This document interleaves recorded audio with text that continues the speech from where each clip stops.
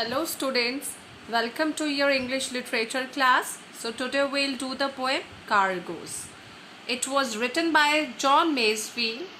He was an English poet and writer. He was made laureate of the United Kingdom in 1930. So now some important words. Channel. What does channel means, children? It is the channel of water between Britain and France. Okay, then next, or we can say it a deep and narrow body of water. Next, coaster. What is coaster? A shallow hull ship. Next, gallon. Gallon means a large sailing vessel with 3 or 4 masts used from around 1400 to around 1600 to carry cargo and to wage war. Isthmus, that we can say a strip of land connecting two larger land areas. Next, moidores means gold coins. Nineveh, that is capital city of the ancient empire of Assyria, which is now known as Iraq. Ophir, which means fabled land of gold, or we can say it unreal. Piglet, it means blocks of crude lead that have been extracted from ore in a furnace. Quinquereme, a large ship used by the Greeks and Romans in ancient time to carry cargo and to wage war. Tyne, a river in the northeast of England. So hope these words are clear to all of you. So now before we start the poem, I would like to discuss what cargoes is. Name of poem is Cargoes. What cargoes means? Cargoes, they are goods carried on a ship, aircraft or motor vehicle. So what are cargoes? Cargoes are goods carried on a ship, aircraft or motor vehicle. So now I would like to summarize the poem. So this poem is about what? Cargoes.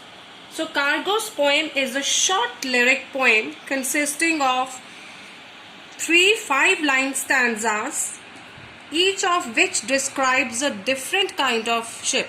So in this poem there are 3 stanzas, and in each stanza there is a different kind of ship.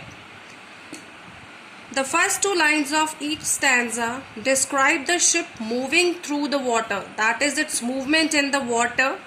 The last 3 lines list the different cargoes the ships are carrying. So last 3 lines will tell us about what sort of things, what sort of cargoes each ship is carrying. So let's start with the first stanza. It describes a ship that was used in ancient times to carry exotic and expensive goods, such as animals, birds, exotic woods, and wine. It refers to the riches of King Solomon, which would be transported by a ship rowed by a large group of oarsmen. The stanza also gives the impression of it being a happy time as the ship was rowing to sunny Palestine, which was a haven, a safe place.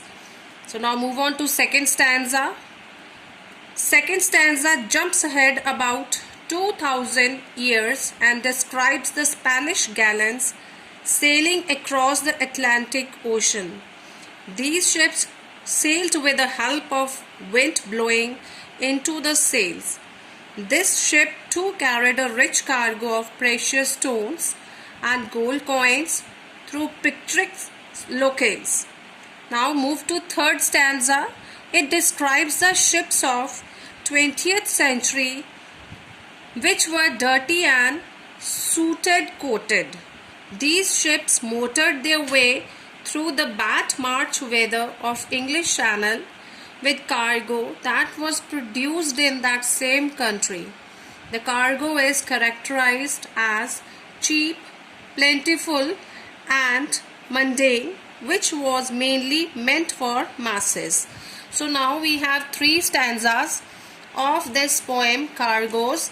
In each stanza we have a different type of ship, and in these ships we have different type of cargoes.